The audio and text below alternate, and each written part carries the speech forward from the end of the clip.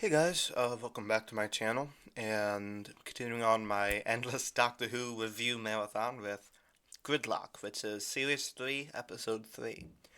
And this was written by the great Russell T Davies. Now, I think this episode is very underrated, It's a very solid episode, but nobody really seems to talk about it much.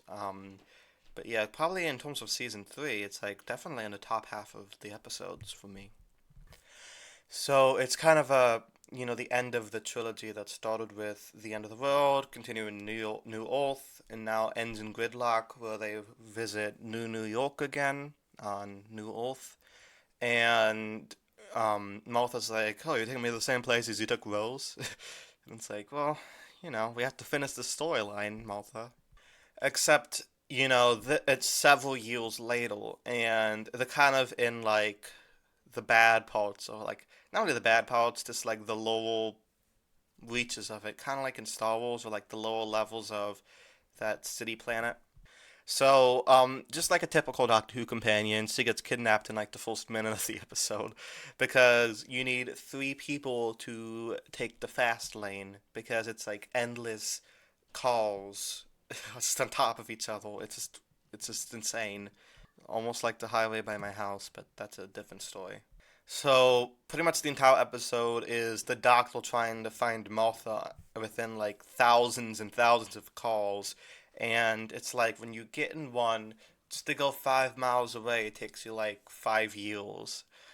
And this episode also features the return of the Macra, which is a very interesting monster to return because I actually love the Macra Terror, but it doesn't exist anymore. And at the time of the episode, it wasn't animated, so like most of the people thought it was just a new monster because there was no way of watching the original episode at the time.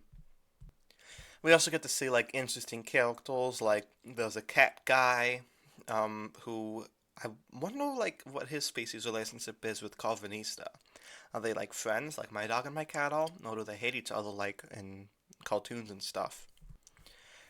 So I think it's a cool episode. It also features the return of the face of Bo, and I think his death scene is the best part of the episode for me because, we don't know it at the time, but that's Jack Harkness millions of years from now. And I think it's really sweet that he gets to die next to two of his closest friends because he was really good friends with the doctor, obviously, and also he knew Martha Jones a lot. So it was nice after all these years he gets to see them one more time. It's kind of really sweet in retrospect. It's kind of similar to like River Song when we see her die.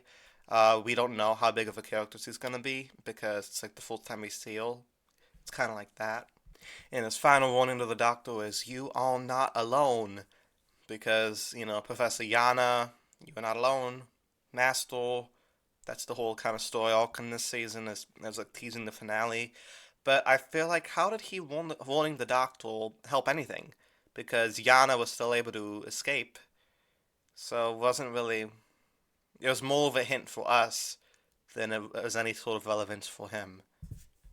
But nonetheless, I think it's a really sweet scene. After, of course, seeing like Jack Harkness, where it's nice to see where he ends up. He dies saving the entire planet. Of course he would. So that was sweet. And I think it's a good episode for Martha. And the ending when the Doctor explains like how he's the last of his kind is kind of sad, but it's nice that he's able to trust Martha and tell her that. So yeah, very underrated episode for me. There's a lot to enjoy. I really don't remember much of it because probably haven't seen it since I was like 10 or something.